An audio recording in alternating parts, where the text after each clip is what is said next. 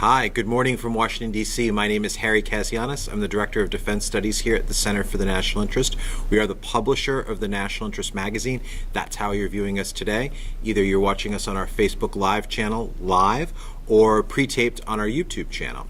So we've got a couple different things we want to talk about today, and we apologize to our loyal viewers.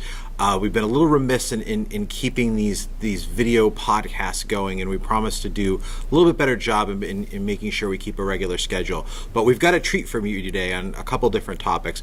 Plan to talk about Cuba, Afghanistan, and potentially President Trump. So I'm going to introduce some of our normal guests. To my extreme left is Danny Davis, but he's not politically on the extreme left. I knew you were going to say that. I knew it was coming. Anyway, Danny Davis from Defense Priorities. He's a senior fellow there. All-around great guy, hero, done a lot of great things on the National Interest website. Was definitely one of our most popular writers. To my Can I say left for you? Is that okay? Go ahead. Okay.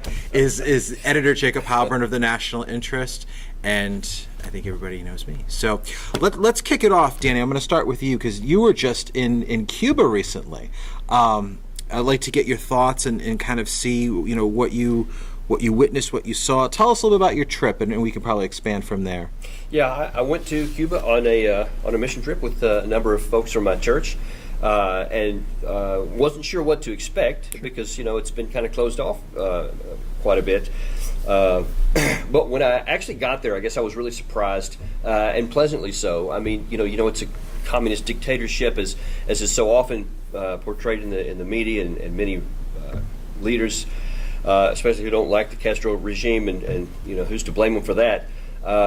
But when you get on the ground there, the first thing that really struck me was that the people are just magnificent. I mean, I literally just fell in love with the people. Sure. But I don't see any evidence of a police state. That I don't see armed guards all over the place, and I didn't ever feel like I was being watched all the time.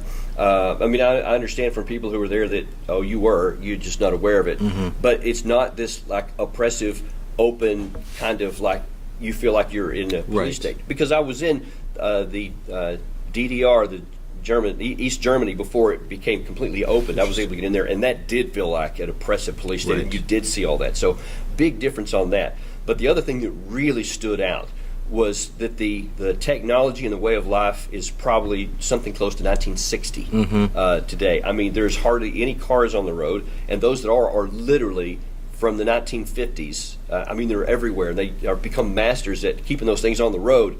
But so that's all they get. Are you saying it's easy for Cuba to abide by the Paris Accords?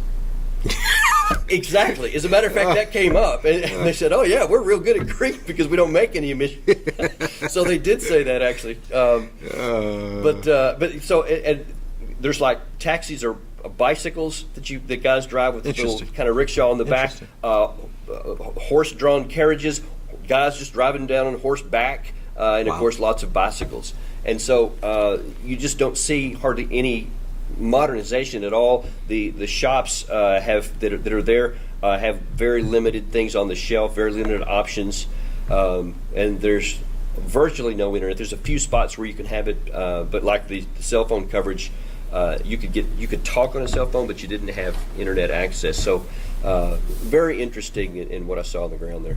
Do you think it would be a good idea if Trump, as is being suggested, were to roll back Obama's opening to Cuba? I absolutely do not think that would be a good idea. Because if we want to influence the form of government there, if it's the dictatorship that several have recently pointed out, if we want to moderate that, the best way to do that is through engagement, economic engagement, diplomatic engagement. There is one really bright opportunity on the horizon coming next year. Raul Castro is going to step down as president, and there's a new guy in his 50s that's going to come up. I believe his name is Miguel Diaz. Miguel Diaz something. I'm sorry, I forgot his last name. But from all that I've read about him and all that I heard about him there's a lot of hope that he'll actually bring some new post-revolutionary ideas into government. So that's a perfect opportunity for us to start working with the government to moderate their form of government and to open up and improve the lives of those people. A Cuban Gorbachev, maybe. Never know. So, also, Danny, I know we want to talk about Afghanistan. There's been a lot going on. There was a tragic bombing just recently. Tell us a little bit about that and what your thoughts are. Yeah, I actually was texting back and forth with a friend of mine who's the deputy speaker of the upper house of parliament in Afghanistan, and of course they're devastated by what's happening because it just reinforces, how vulnerable they are. Because there was a major attack just last year in Kabul, in a different section of the country, by the intelligence director. Now this one in the in the heart of the city by the diplomatic corps, and so they're just devastated by it. They're depressed and concerned. They feel like that they're losing hope. And the thing that he really pointed out and emphasized more than anything else, he says, "Yeah, I know you guys are talking about bringing more troops over, and of course I would like that. Anything that's going to bring more security here, especially in Kabul." But he said, if you don't cut off the cross-border support from Pakistan, it doesn't matter how many troops you bring. Nothing's going to matter. Right. Until that gets shut off, we will never have security. So Ambassador Zalmay Khalilzad, who served in Afghanistan, was born in Afghanistan, tweeted yesterday that if it's shown that these attacks are organized from Pakistan, that we need to attack sanctuaries in Pakistan. Is that something you think is a viable strategy? That's a big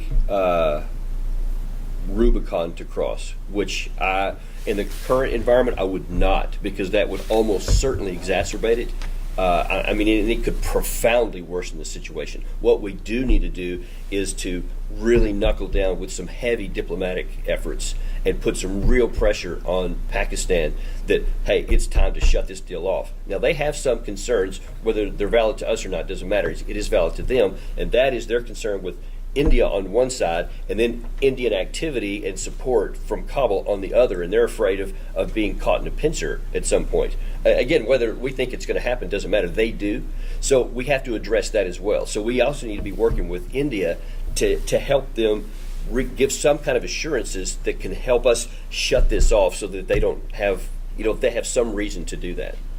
Okay, interesting. So Jacob, what do you think? So we've got Harry. So we have a little bit of time. It's about noon here in Washington. The question on everybody's mind: what is President going to do with the Paris Climate Accords? What do you think he's going to do? Is he pulling out? He's going to pull out in some fashion or other. I think he has, given his rhetoric, little choice but to do so. He can hardly go up, have this big ceremony, Right. and announce that he's staying. Right. I would be dumbfounded if that occurred. Well, this is President Trump. He never really. We don't That's the know. point. We don't know. Well, I guess he does have a talent for dumbfounding. This is true.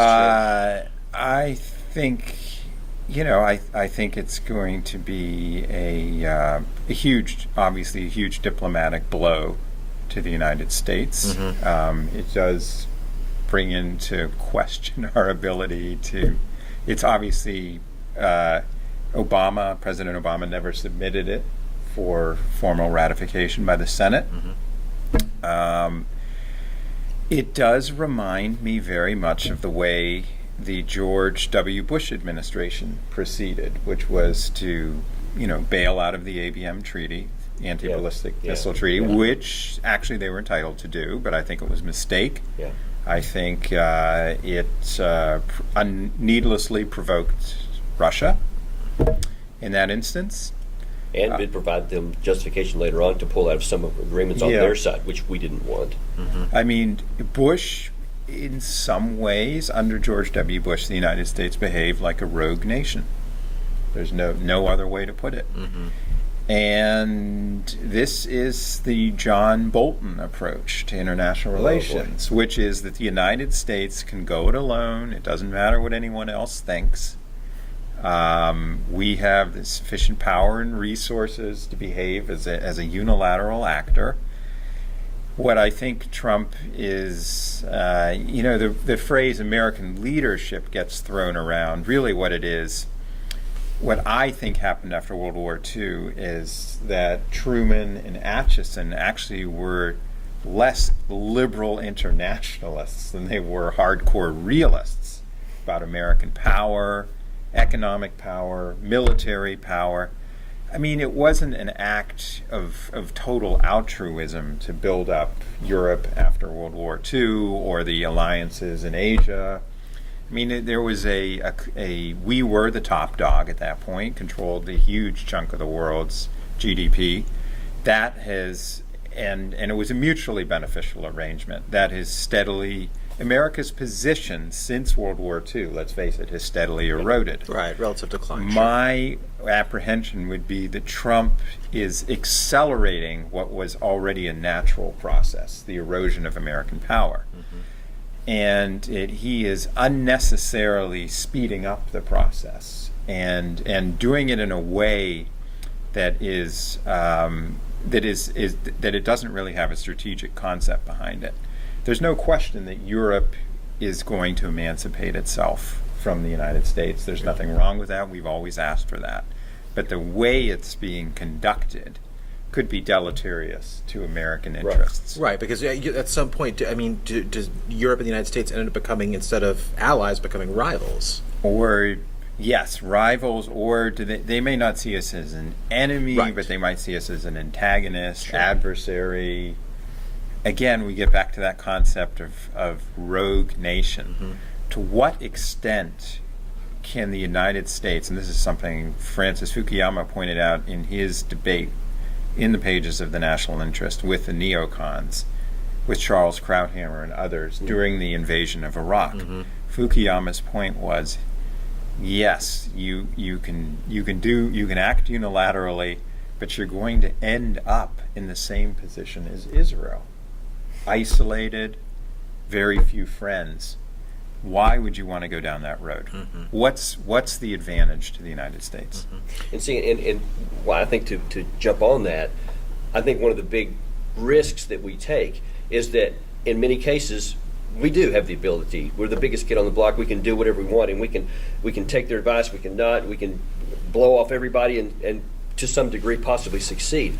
But the cost, kind of as you're talking about, it's been building up over time. Well, if they finally get to the point to where they do emancipate themselves and say, all right, we actually are going to go it alone, we're going to do what you say, and we have our own foreign policy, military policy, etc., then there may come a time when we actually need their help and we're not able to do everything.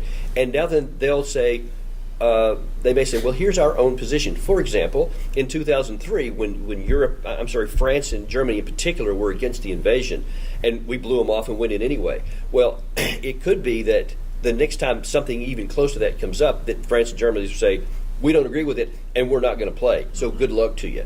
And that may really be a problem for us, and we're sowing those seeds right now. Now, the most extreme case would be, let's say things really get nasty, and the Europeans ramp up their relations with Iran, trade. So there's no way that we can isolate Iran. Exactly. But what if the Europeans, like North Korea started trying to do some détente with Europe and showing a more friendly face? I mean, the Europeans could say, well, I think the Chinese course would they be a are, better because example. the Europeans, they're not threatened by North Korea. No. North Korea doesn't threaten them. They say, hey, here's a new market. So they would have reason now to. this may themselves. sound outlandish, but in today's world, I would preclude nothing, and it would be an easy way to thumb your nose at Trump. And what would he do? Or buddying up closer to the Chinese, which actually would make more economic sense to them. I mean, there's an arms embargo that Yeah. the Europeans and the United States have on China. If the Europeans said, you know what, we're going to go it alone and we're going to start selling them whatever, that could be huge ramifications. And for you the know United there's States. got to be people in Europe who are chomping at the bit to do exactly that. Aircraft engines, missile Yeah. technology, dual-use technology that they can't get their hands on now. They would love to. The Chinese would buy in cash and they'd buy in bulk and they'd buy all the time. So To get back to your earlier point about the U.S. going it alone and being able to do it, yes, but it reminds me, Chalmers Johnson, who was a respected Asia scholar and ended up going a little too far on foreign policy, but he did write, he was the first really to look at the issue. I think he even wrote a book called Blowback, and that American actions abroad are in fact not cost free. I strongly agree with that And concept. particularly in the Middle East, Yeah. you know, when we behave and we blunder in, and you know, there's some kid who was, 5 years old in 2003, 2004 in Iraq, they're sitting there figuring out 10 years, 20 years, they're going to figure out how do I do payback to the United States? Because, the 1983 Reagan intervention in Lebanon, that triggered the Al-Qaeda thing. I mean, I'm not blaming the United States. I'm not saying there weren't right reasons to do things at certain times. However, you got to be careful. In the classic case, of course, we armed the Mujahideen in Afghanistan during the Reagan administration, and then we just abandoned the country under the Herbert Walker Bush. So I personally would be far more cautious than Trump is, but he's relying. There does not appear to be a Trump foreign policy team. There's a small coterie of people. He's not filling any of these positions in the State Department. So, it would be a lot more reassuring if there was actually a sound strategic concept behind all of this. There is no Trump doctrine, is a good way to put that. Yeah. It's just activity that's not connected, and that is counterproductive to our interests. Well, I think we'll have to leave it there, but I'll leave it with this. I think the lesson of the day is actions have consequences. Signing off. Thank you so much.